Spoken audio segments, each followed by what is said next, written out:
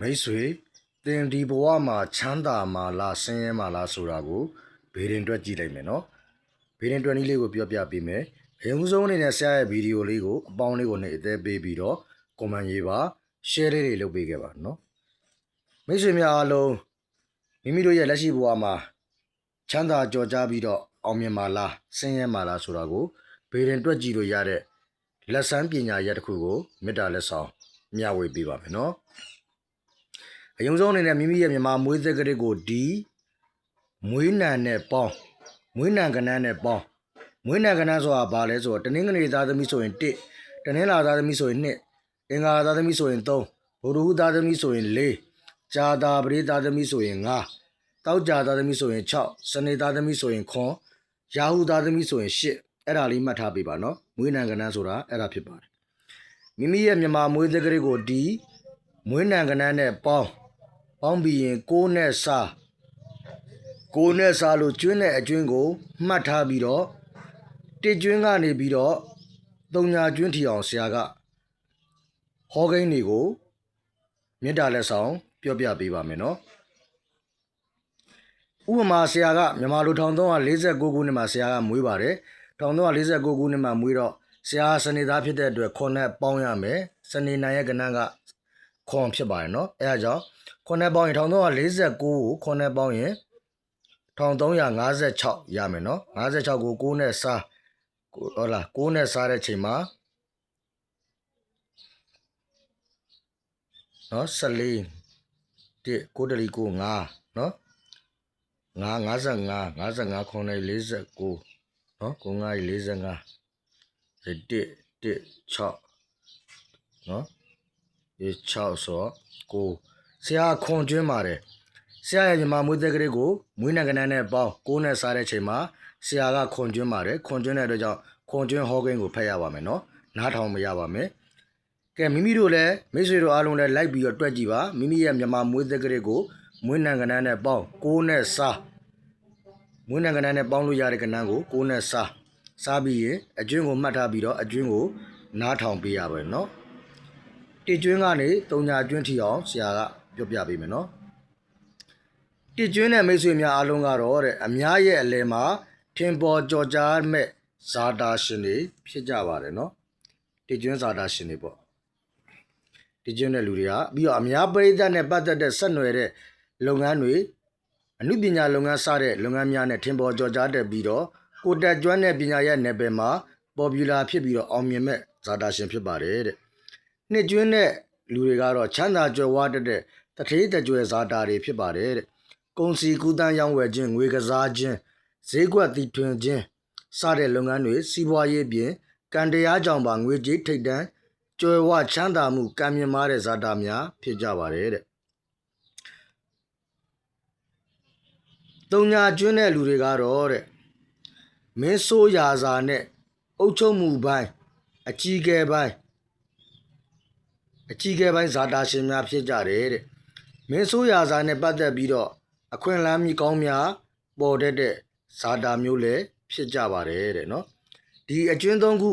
တစ်ကျွန်းရဲ့နှစ်ကျွန်းရဲ့၃ညာကျွန်းရဲ့ကတော့အောင်မြင်ကြော်ကြားမဲ့ချမ်းသာမဲ့ဇာတာရှင်တွေဖြစ်ပါတယ်နော်ကျန်တဲ့အကျွန်းတွေကတော့အလဲလက်တန်းစာမိမိတို့ကံဉာဏ်စွမ်းဝိရိယစွမ်း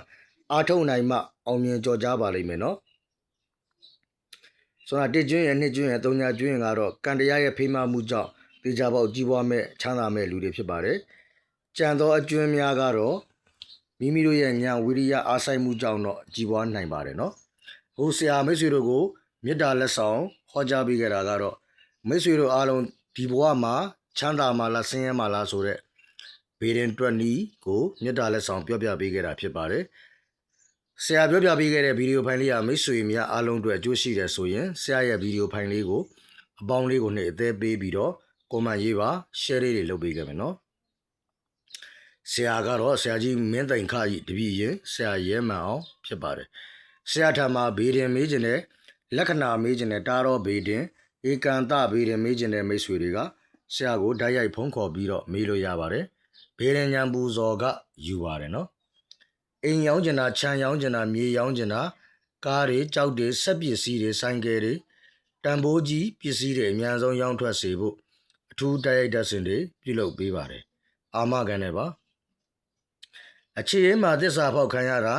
အိမ်တောင်ရေးဖောက်ပြန်ခံရတဲ့မိတ်ဆွေများလည်းဆက်သွယ်ပေးပါကျမ်းမာရေးသေးတမ်းညံ့နေတဲ့လူနာတွေ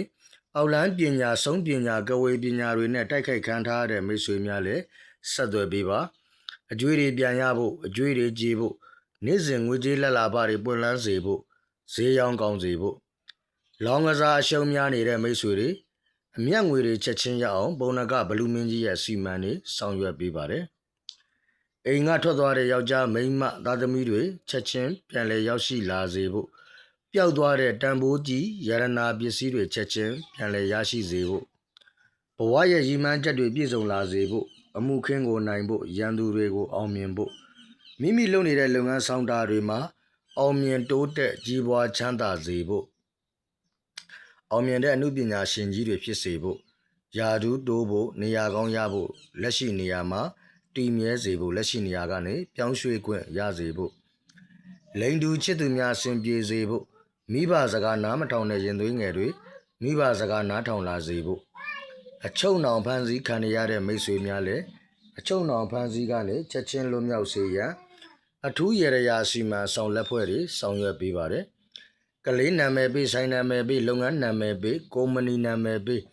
အမှုပညာနာမည်ပေးတွေဆောင်ရွက်ပေးပါတယ်အိမ်သစ်ဆောက်ရန်ဆိုင်သစ်ဖွင့်ရန်လုပ်ငန်းတင်များစတင်တည်ထောင်ရန်ကုမ္ပဏီကြီးများစတင်ဖွင့်လှစ်ရန်ခရီးသွားရန်အရေးကြီးသောစာချုပ်စာတမ်းကိစ္စရပ်များအောင်မြင်စေရန်အတွက်နေကောင်းရက်ကောင်းအခါကောင်းများကိုရွေးချယ်ပေးခြင်းမင်္ဂလာဆောင်ခမ်းနားအလူမင်္ဂလာပွဲကြီးများ